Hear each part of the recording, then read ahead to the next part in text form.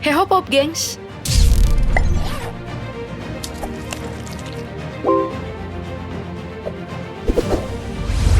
...57 tahun yang lalu, sebuah peristiwa besar terjadi, dikenal dengan gerakan 30 September.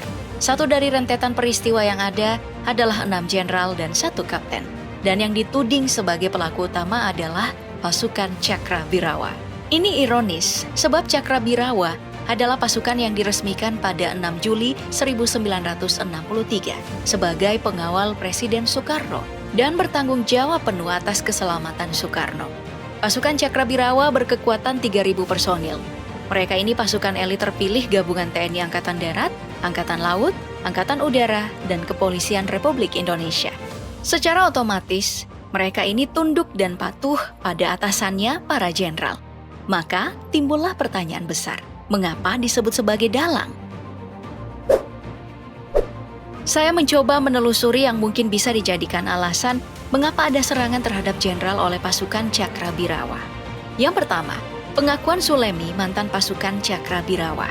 Ia bercerita, dimulai pada 29 September 1965, disebut beredar isu kalau Presiden Soekarno terancam oleh kelompok Dewan Jenderal yang siap menggulingkan Soekarno pada 5 Oktober 1965.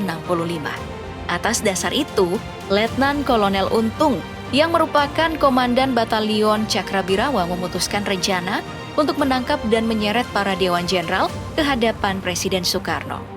Lalu, saya pun mencoba mencocokkan keterangan antara Sulemi dan anggota Cakrabirawa lainnya yang masih hidup.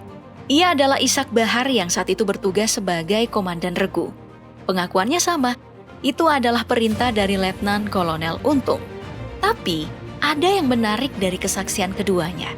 Salemi dan Ishak Bahar sama-sama di bawah oleh Letkol Untung dan Kolonel Abdul Latif bertemu dengan Mayor Jenderal Soeharto yang saat itu menjabat sebagai Panglima Kostrad di Rumah Sakit Gatot Subroto.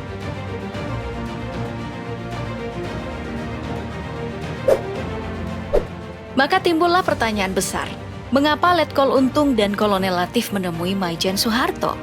Mengapa Soeharto bukan bagian dari jenderal yang diculik? Bagaimana sebenarnya keterlibatan Maijen Soeharto terhadap peristiwa penumpasan para jenderal? Tudingan pun mengarah kepada Soeharto kalau ia terlibat dalam peristiwa penculikan jenderal dengan mengirim bantuan pasukan untuk memberikan dukungan kepada Letkol Untung untuk menangkap Dewan Jenderal. Hanya saja, menurut pengakuan Soeharto, Kolonel Latif justru akan membunuhnya. Hanya karena ia berada di tempat umum, Kolonel Latif mengurungkan niat jahatnya itu. Tapi, itu berbeda dengan pengakuan Sulemi dan Ishak. Tujuan Letkol Untung dan Kolonel Latif dalam rangka meminta restu kepada Soeharto untuk menangkap para jenderal. Dan itu mendapat izin dari Soeharto untuk menjalankan misi tersebut.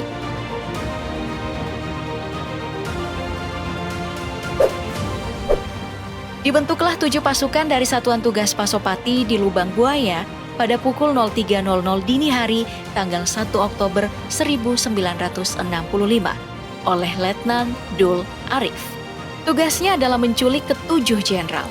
Satgas yang menangkap Jenderal A.H. Nasution dipimpin oleh Pelda Jahurup.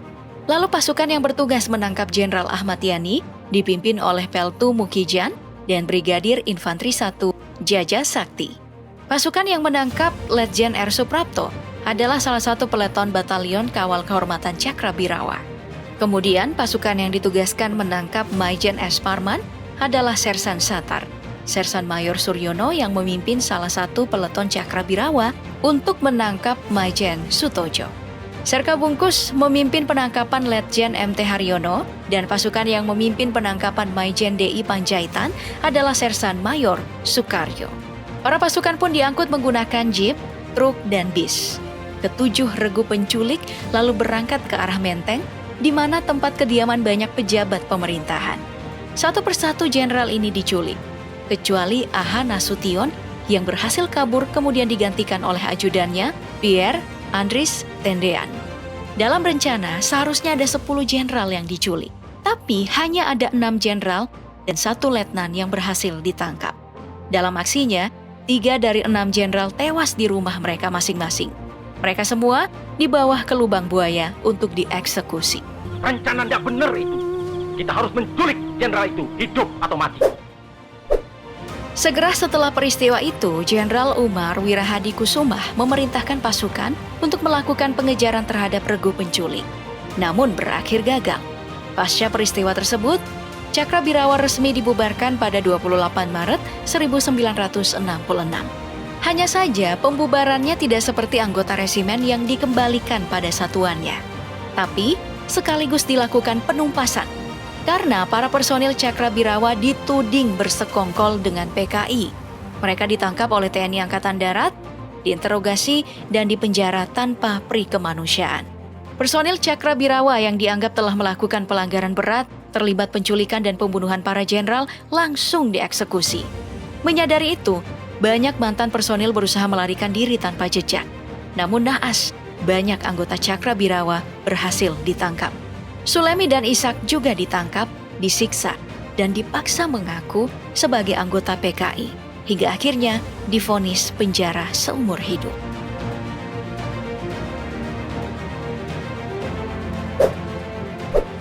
Dua dekade lebih, mereka ditahan oleh rezim Orde Baru karena dituding terlibat G30S.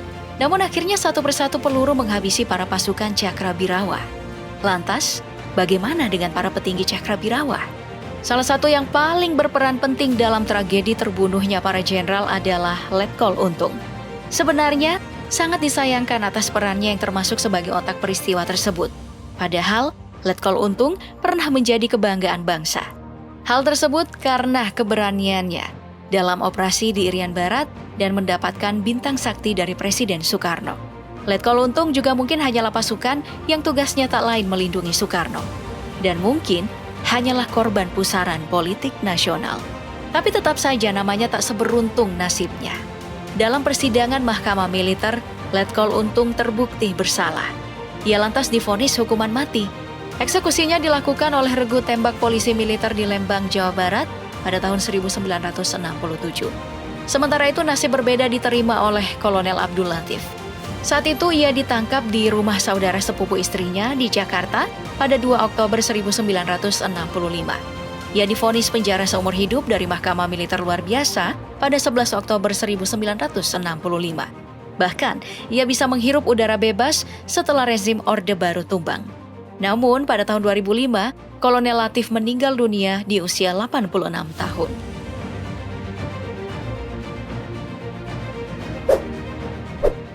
Beberapa di antaranya juga bisa kabur dari kejaran bahkan ke luar negeri. Mereka ini kabur ke Thailand berkat bantuan pejabat yang masih pro Soekarno. Menjadi petani, menjadi biksu atau menikah dengan warga setempat. Agar tidak menimbulkan masalah, mereka ini bahkan menyembunyikan identitasnya sebagai mantan pasukan Cakrabirawa. Meski begitu, mereka tak pernah sekalipun melupakan jati diri mereka yang dulu sebagai pasukan elit presiden. Namun tetap, mereka sudah memiliki prinsip untuk tidak akan pernah pulang ke Indonesia.